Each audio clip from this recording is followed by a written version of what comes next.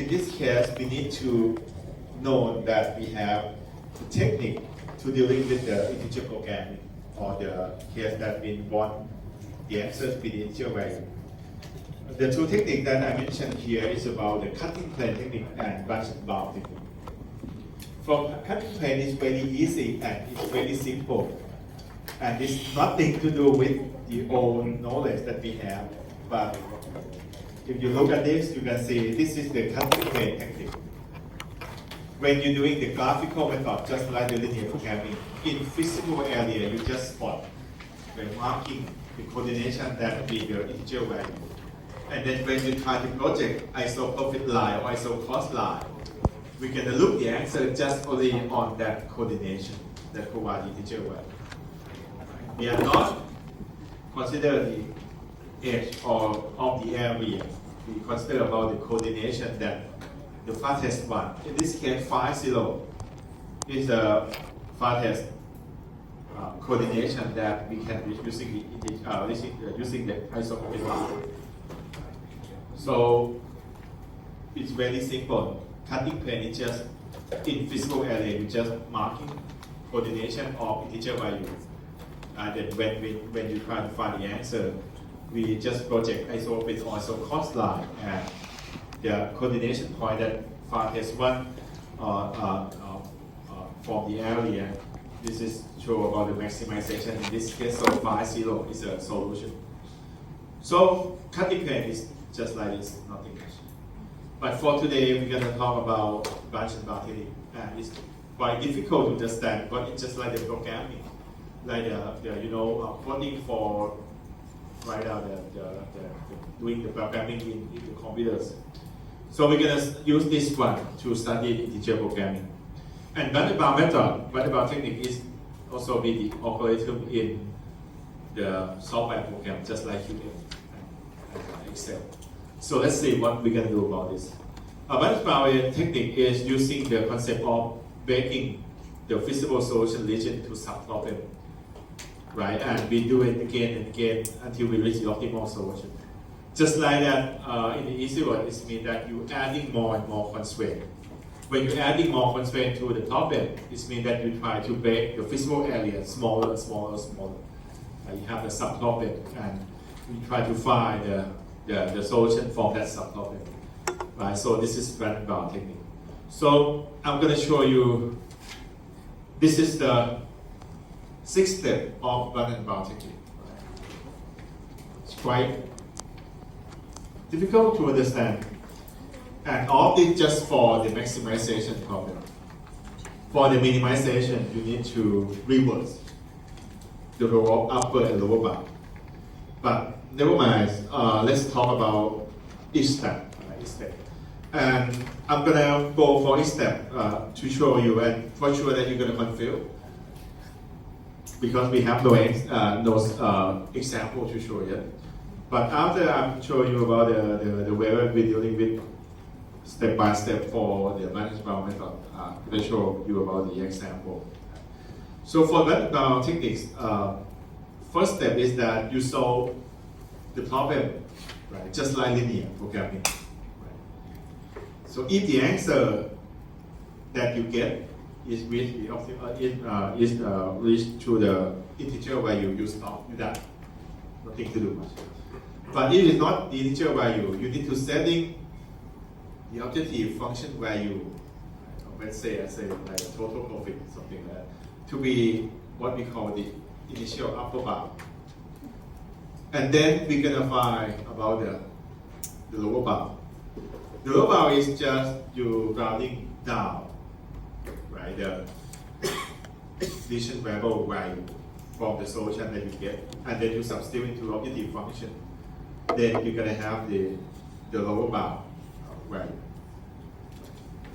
And then based on the upper bound, lower bound, we're going to look at the answer that which one is not the integer value. You're going to develop the branch for that variable.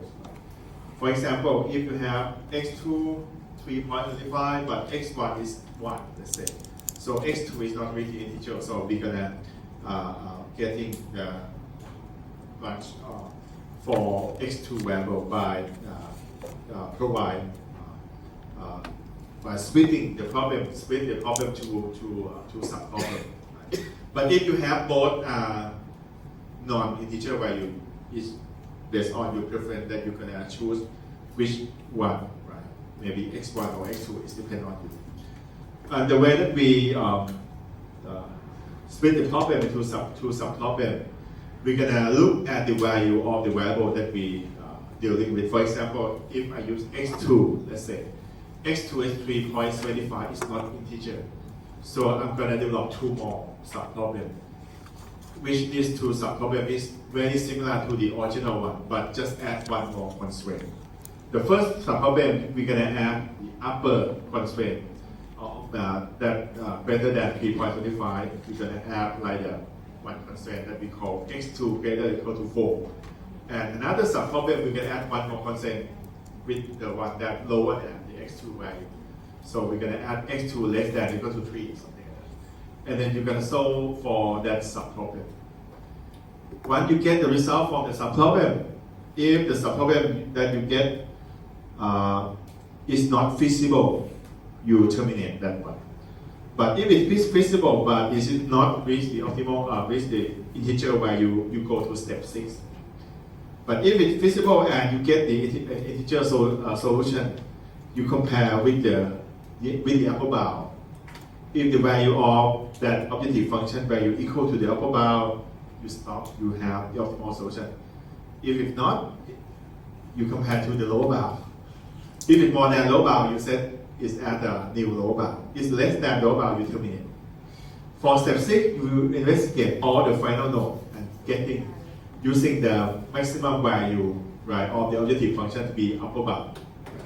And you compare with the lower bound. If it's equal, you stop. If it's not, you go to step 3. Step 3 is what? The step that you split the problem into subproblem again. Yes, it's like you are not seeing the example yet, so it's quite what the hell it is, right? But we gotta do, right? Look at this.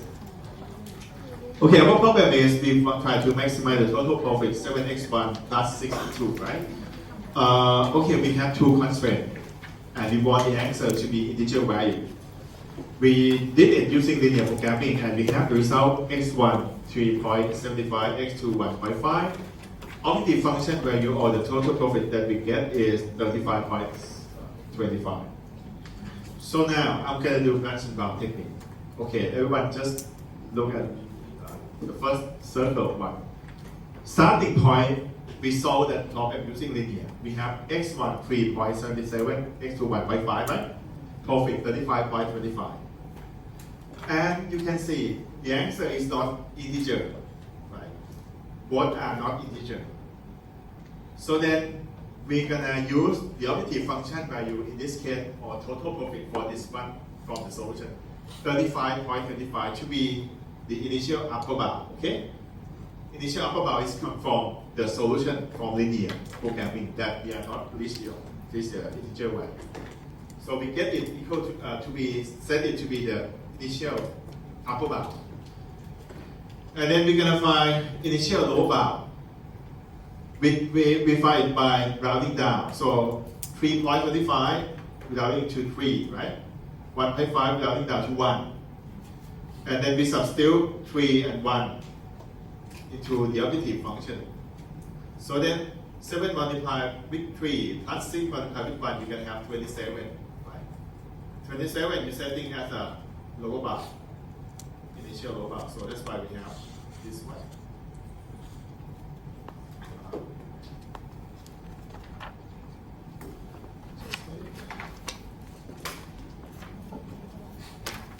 So that's why we have this one, lower bound. Okay. So you can see that now we have just this circle and upper bound equal to 35.25 and lower bound is 27. Okay. The next step is that we need to look at the value of the decision variable that is not integer value. In this case, since both x1 and x2 are not integer value, so it depends on you that you're going to select which one, x1 or x2. based on this line, let's say that I select x1 first. So I'm looking at x1. I'm looking at x1. x1 at 3.25, right? So then we split into two subproblems, subproblem A and B. Subproblem A and B. Right? So for subproblem A and B, you can see that what happened? Okay, you can see that I split to A and B. Subproblem A is very similar to the original one, except we add one more constraint. x1 greater than or equal to 4. Okay? For subproblem B, it is similar to the original problem, but we add one more constraint. x1 less than or equal to 3. Okay? So then we solve it. For example, this is a solution for subproblem A, but you can see these two constraints from original one, right? We add one more constraint, x1 greater or equal to 4. And for subproblem B, this is original, right? We add one more constraint, x1 less than or equal to 3. And finally, we have the result, x1 is 4, x2 1.2, profit 35.2. For this case, x1 3, x2 2, profit is 33. So we have this result. What next? Let's investigate each of them. Look at subproblem A. After you solve for this, you can see that the result is not reach the reach the integer value, right? Based on the step, it's state that if you are not with the integer value, you need to go to step 6. Right? You need to go to step 6. If you solve solution, right, it's feasible, but it's not an integer solution, you go to step 6. Okay, go to step 6. So for the step 6 is what happened. They said that you set the upper bound equal to the maximum value of objective function of all final nodes. So now, what is the final node for us? We have this one, right? Because we have just A and B right now. For these two final nodes, the maximum objective function value is 35.2. So that's why we set the upper bound now to be 35.2. Okay? And what next? It said that, okay, you check the upper bound to see that if it's equal to the lower bound or not. If it yes, you stop. If not, you go to step 3. So now, the lower bound is quite the same, 33, but we are not changed yet. So we have upper bound 35.2, lower bound is 33, it's not equal, right? So you need to go to step 3. But so now we finished that, okay, we're going to go to step 3 and pause. How about subproblem B? Subproblem B, we have the solution to be integer value. It said that if you have the result is feasible and getting the integer solution, you recheck with the upper bound, right? If it's equal to the upper bound, you stop, you have optimal solution. If it's not, you check with the lower bound. If it's more than lower bound, you said it should be the new lower bound. If it's less than, you terminate that one. So now, you can see, that's why we're setting it to 33, because from this you have 33, right? At first, lower bound is 27, right? Upper bound is 35.25, right? So it's not equal to the upper bound, but it's more than the lower bound. So we set 33 with the new lower bound, so that's why this one is lower bound is 33. Okay. And it said go to step 6. Quite the same, step 6. And step 6 we just finished that it's not equal, right? So we need to go to step 3. Right? Step 3 is what? Step 3 is you split the problem into two subproblems again. So in this case, it means from this, you can split into subproblem C and D. Subproblem C and D is similar to subproblem A, except that subproblem C you add one more constraint, x2 greater than or equal to 2, while x2 greater than or equal to 2, because from subproblem A we have just x2 is not the integer value. So subproblem C is the subproblem A plus one more constraint, x2 greater than or equal to 2. And subproblem D dot is equal to subproblem A, but you add one more constraint, x2 less than or equal to 1. So that's why when you look at this solution, subproblem C and D, right? The first three constraint is from subproblem A. You add one more for subproblem C and D, one more constraint, and you solve it. For the subproblem C, when you solve this problem, it's infeasible. For subproblem D dot, you're getting x2 to be 1, x1 4.167, and the profit is 35.16. So is it infeasible? We stop. This one, we have the result. The result is not integer value, right? What next? If it's not integer value. If it's not integer value, you go to step 6, remember? Step 6 is what? Look at the all final node. Set the maximum value of the objective function to be upper bound. Right? So now, this is the all final node that we have. 1, 2, 3, final node. Highest value is 35.16, right? So that's why 35.16 will be the upper bound. And then what? You check upper bound with the lower bound. Is it equal or not? If yes, you stop. But from our problem, it's not equal.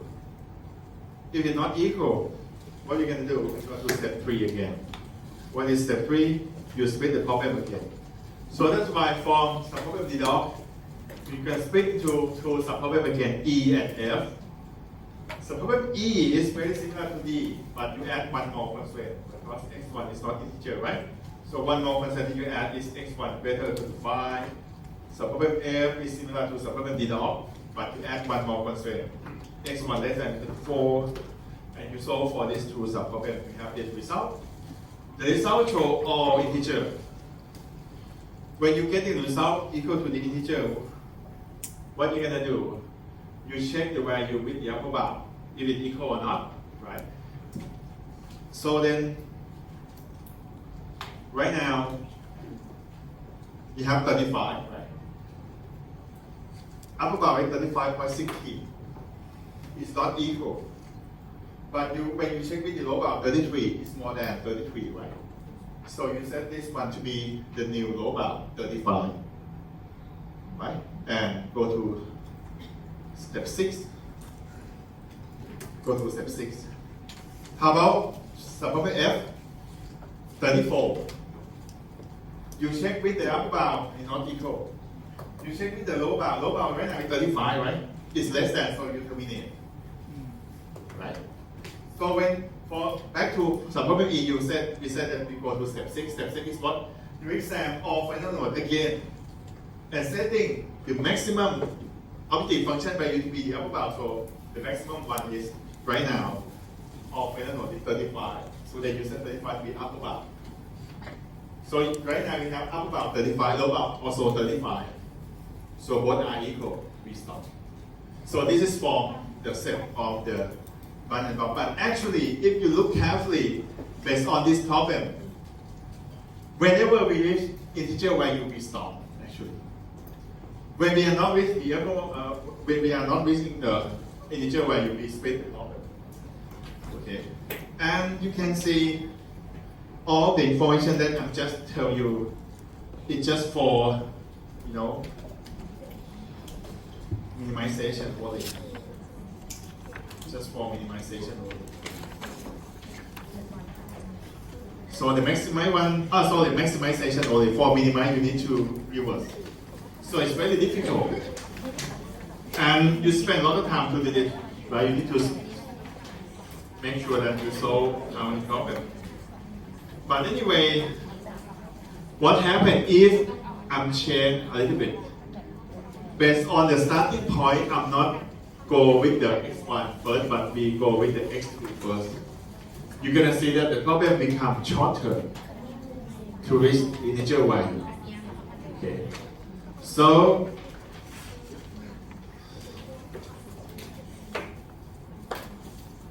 this is the balance bound. So spend a long time to do that. But please prepare.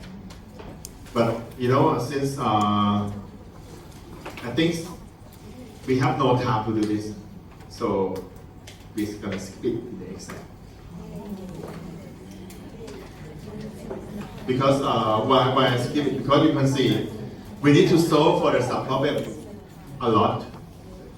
It doesn't make sense because actually we solve by hand, right?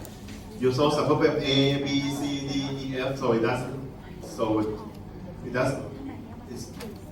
make sense that when I do that for getting the result, because actually in practical you're using the software. Okay, so I just want to understand the concept.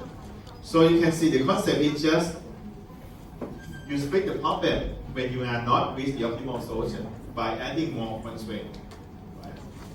And you stop when you have the optimal solution that be integer value, something like that.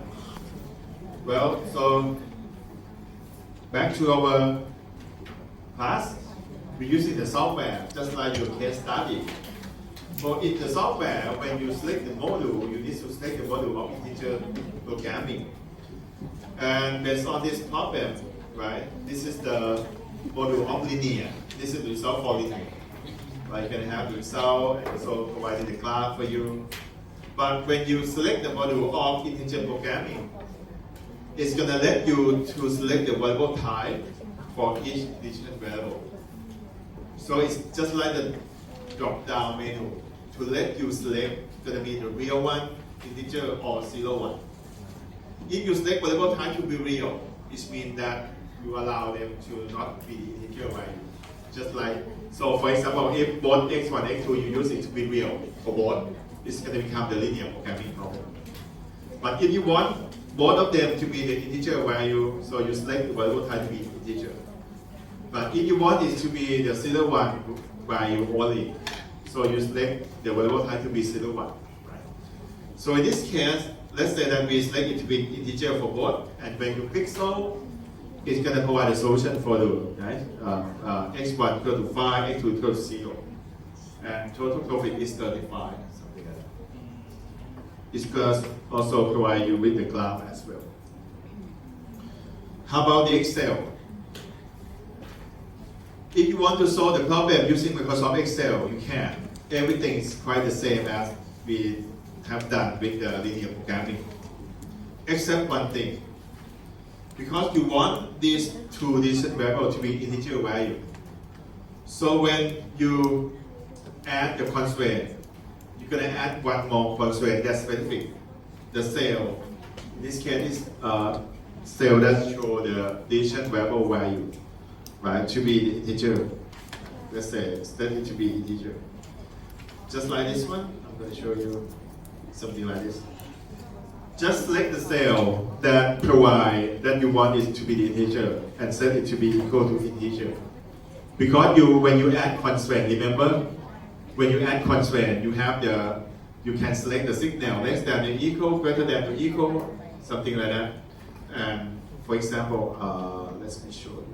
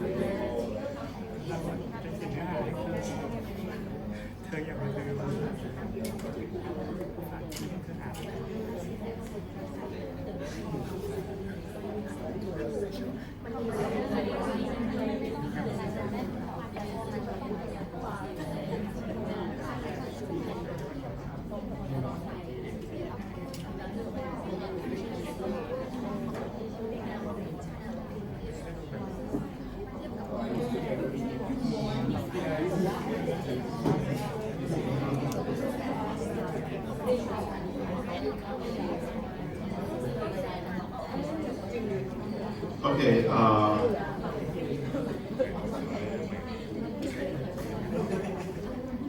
This is the example of this problem. Okay. This objective, right? Objective. Function is the first constraint. Y is as simply.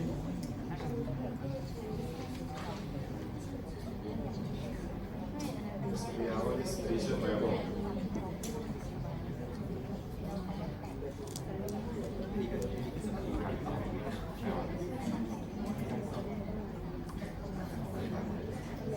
You can see, if I, this is like let's say that okay, starting, everything's quite the same as linear programming, okay, and I'm just using some product just like when you did in linear programming, okay, and then click solver, you can see about the concept that I add. The first two, right, D6 is this one, less than equal to F6, D7 less than equal to F7, just like two constraints, basic one that we did for linear programming. Just only one constraint that I add, and add additional. I'll select this one, this true cell, the cell that we want it to be the division variable solution. Cell B10 and C10, right? And I set it to be integer. For example, let's say that I'll delete first. I'll delete this one. Okay. Okay.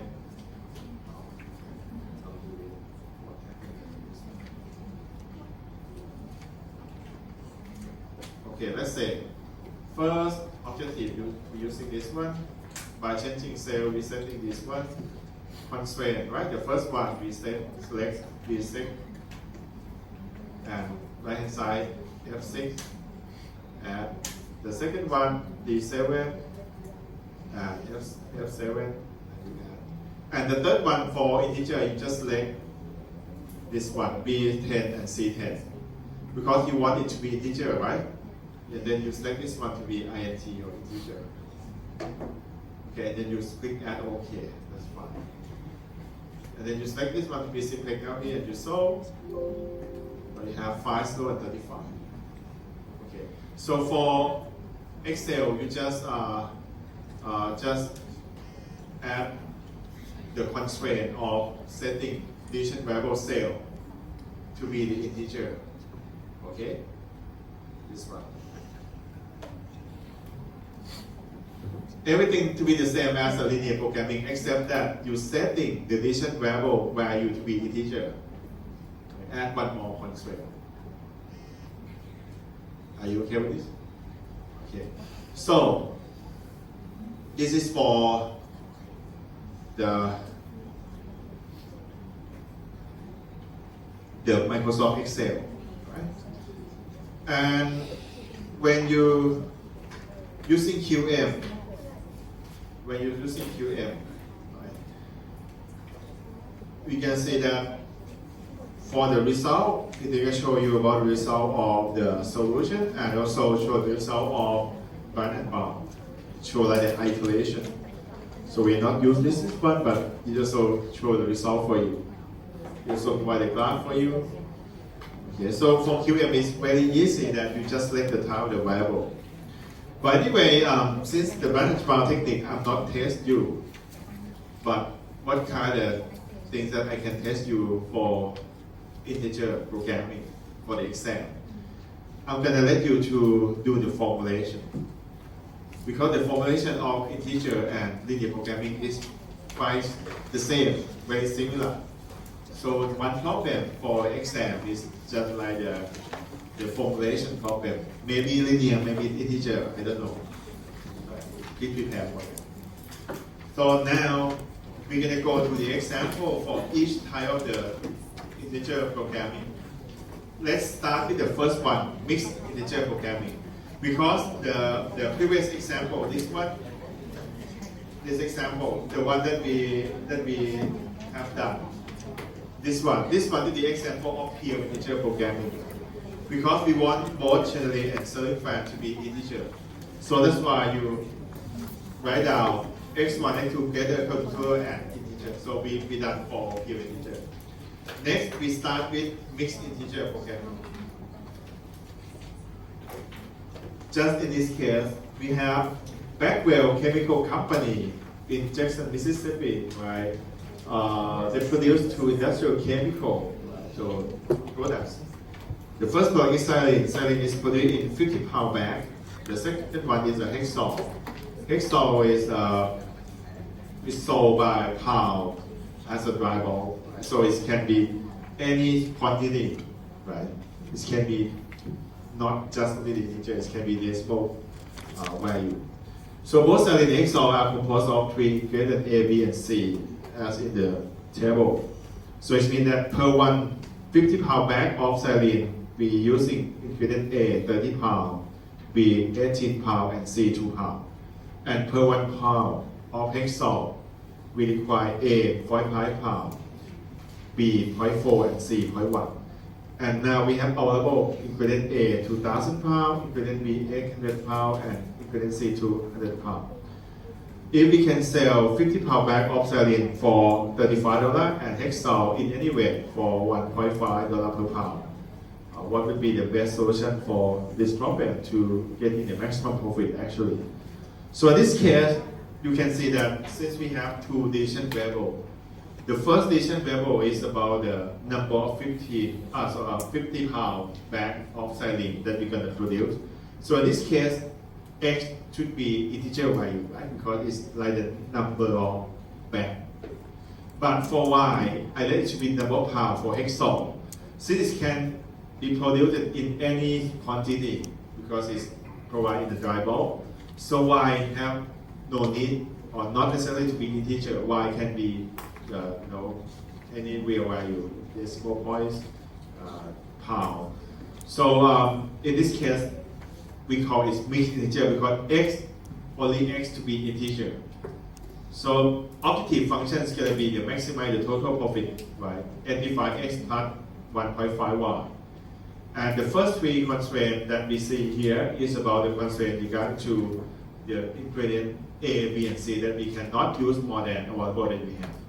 But when you specific for this problem, since it's like a mixed integer programming, you need specific just the variable that you require to be integer. So in this case, X.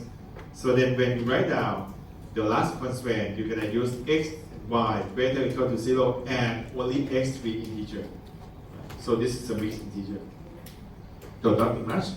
When you solve the problem using the QM, it's very simple that you select the variable type that match with the variable of your problem. Saline is 50-pound bag, right? 50-pound bag is just, we want the number of bags, so it's integer. So you let the variable type to be integer. But for Hexol, right, we can get in any value, any quantity, so we set it to be real one. Right? So for variable type, and we can solve it. We'll show the result, show the graph. For Excel, you can see, since we want just only the 50-pound bag of saline to be integer, or cell B14 in this case. So that's why when we add the constraint, we add just the cell B14 to be integer, not B and C14, just only one. And you can get the result same. So then we're going to have this is the result and it shows, right? You specific just B14 to be integer. How about the next one? The case of integer programming of 0-1 variable. For 0-1 variable, just like the assignment problem that we studied last week, that 1 is mean US side, right, for assignment problem. So in this case, 0-1 normally is applied for a problem that you're going to make the decision, yes or no. You're going to set it up or not, you're going to produce or not, something like that. So if yes, we let the variable equal to 1. If it's not, we let it to be 0. Just like this example, we have Cumo Chemical Company. The company is considered 3 possible improvement projects for their plants. The first project is about new converter Second project is new software. And the third project is about expanding the warehouse. We know about the capital requirement and the budget limitation for the next 2 years, right? So they consider the present value or net present value or NPV, which is the future value of the project that discount back to the present time. And we know about the capital requirement for each project. We know about the available fund for the next 2 years, shown in the table. So we have 3 projects to consider that we're gonna do it or not. Net present value for each project is shown in the second column. And the third and the fourth column show about the capital requirement for each project for the first year and the second year. And we have available fund for the first year just 20,000, so this means we cannot do it all 3 projects. And available fund for the second year is 16,000. Right? So in this case, the problem becomes the 0-1 because we need to make a decision that yes or no for doing the project, these 3 projects. Yes or no for converter, yes or no for software program, yes or no for warehouse expansion. So we have 3 decision variables in this case. So x1, x2, x3, and all of them have to be the binary variables, or 0-1. It's equal to 1 if you funding to do the project. So x1 equal to 1 if the catalytic converter project is fund, right? Otherwise equal to 0. x2 equal to 1 if software project is getting funding, otherwise 0. And x3 is equal to 1 if the warehouse expansion is funding to do it, right? And 0 for otherwise. And how about the objective function? Objective function is to be the maximize the net present value or maximize NPV. So then we use the NPV for each of the project multiplied with the variables and sum up together. So it means that if x to be 0, we are not doing that project, right? The NPV will not counting for the net present value for that project. And the constraint, these 2 constraints is about amount of money that you're gonna invest to do that project, right? That sum up, and we cannot use more than the funding for each year. Let's say the first year funding, we have available fund or budget just 20,000. So we cannot use all the money more than 20,000. The second year as well, we have 16,000.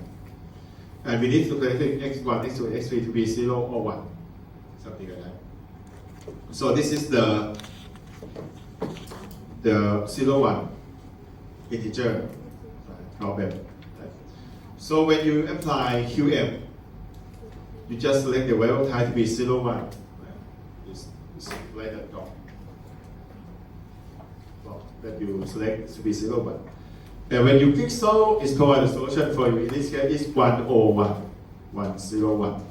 So it means that in order to getting the maximum profit, in this case, the maximum net present value, you need to do the first project converter and the third one warehouse expansion. We will not do the second project or the project of software, new software program. And you can expect the net present value to get equal to 57,000. 57,000 is actually come from these 2 combined, right? Because this one we are not doing. So 25,000 plus 32,000. And this is the result showing you using the bunch and bound technique. This is the result. So solution x1 1, x2 0, x3 1. How about apply Excel? Again, Excel gonna have the option. Right? For example, let's say that I add one more. Let's say that I add this one again. The option of Excel you can select it to be BIN. Right? BIN is come from binary. So binary means we allow it to be 0 or 1 value. So that's why in this case, since we want all the addition variable x1, x2, x3, this one is typo, this one x3, to be integer. So then b14, b15, b14, c14, and b.14, we let them all to be the binary way. And we can get the result the same as QM 101.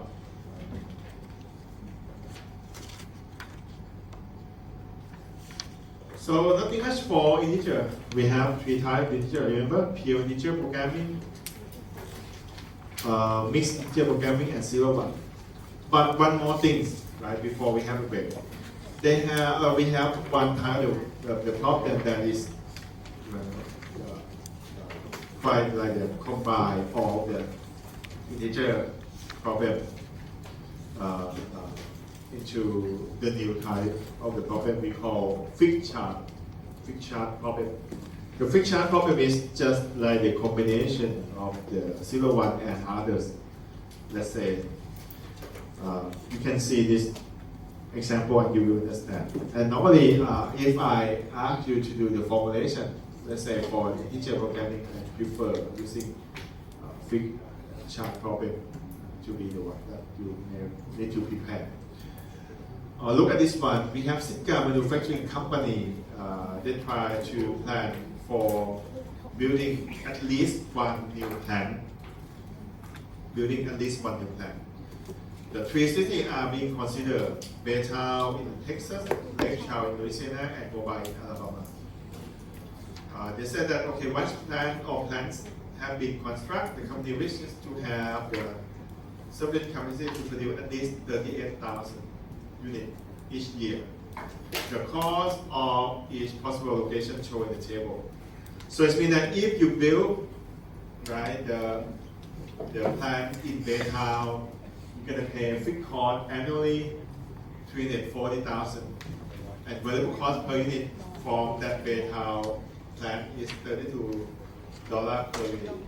And capacity that you expect at Baytown is 21,000 units.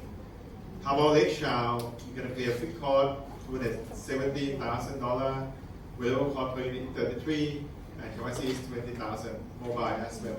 We have it for here. So the objective function probably, if you want to minimize the total fixed cost and variable cost, what you're going to do to do the model. And the constraint, we have the first constraint is about the total capacity of plants that you're going to build. Need to have the capacity at least $38,000 units. And the number of units at Baytown plant if you build, is no more than 21,000. So it means this is like the capacity for Baytown plant. And the capacity for Lake Charles plant is 20,000. Capacity for mobile plant in Alabama is 19,000. So in this case, if we're gonna develop the problem to solve the model, we're gonna have 6 decision variables. This one is 6 decision variables. The first 3 decision variables is about the variable that's specific, whether or not the factory is built in that city. For example, x1, I let it to be binary 1 or 0. 1 is mean the factory is built in Baytown, Texas. 0 is not built. X2 equal to 1 if you build a plant in Lake Charles. 0 is not built. X3 as well, binary 1 build the plant in Mobile, Alabama. 0 is not built. But X4, X5, X6 can be the number unit that you're going to produce for each plant from this 3 big city. Because we have the variable cost, so then we need to have the variable, decision variable that to be the number of units that you're going to produce for each plant. Since we're going to use it to multiply with the unit cost and combine with the fixed cost in order to minimize. So then you look at the objective function, you can see we have the first 3 terms. This is about the fixed cost that you're going to pay. Just like 0, 1 example. x1, x2, x3 to be 1 or 0. So 1 is mean that you build the plant at that city. So you're gonna counting the fixed cost to be the cost as well. But if x1, x2, x3 to be 0, it means you are not build the plant in that city, at that city. So we're gonna not count fixed cost to be in the total cost. But for this last 3 terms, it is about the number of units from of the product that you can build for each plant multiplied with the unit cost or variable cost. How can we dealing with this one? That if we not building the plant in that city, and it's gonna automatically let this variable to be 0, number of units that you're gonna produce for that plant that maybe we are not built. So for fixed charge problem, we're gonna have the very unique relationship.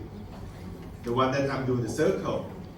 The first one is okay because the first one is the constraint that all the number of units that you're getting from the plants that you're gonna build, you need at least 38,000 units for capacity. But the one that I'm doing circle, you can say this is like the relationship for the fixed charge problem, because if x1 to be 1, what that means? It means that you build the plant in Baytown, Texas, right? So the number of units that you get from the Baytown, Texas is range from 0 to maximum at 21,000 units. But if x1 to be 0, it means that you are not build the plant at at Baytown, Texas. So x4 gonna be automatically to be equal to 0, and this one will be 0. So that's why we have this relationship, because if you are not build the plant in that city, x4, x5, x6 gonna automatically be 0. So if we are not have this relationship, we cannot have this objective function to solve. So finally, when you specify the variable, you can have x1, x2, and x3 to be binary, 1 or 0. And x4, x5, x6 greater equal to 0, greater equal to 0, and you want it to be the integer value. So if we solve it, you can see that we let the first one to be 0, 1, and the last 3 to be integer. And the result going to show just like this, 0, 1, 1. So it means that you're going to build the plant in Lake Charles and in Mobile City. And you're going to have the unit that you're going to produce equal to 19,000 for each of the plant. Okay, you can expect the total cost equal to 1.7 million. This is a result from the plant and bound technique for this problem. So, in conclusion, the linear programming is linear. Integer programming is still linear, but we need the answer to be integer value. And the next one, we're going to talk about non-linear, and also learning about a little bit for another type of programming we call co-programming. Okay.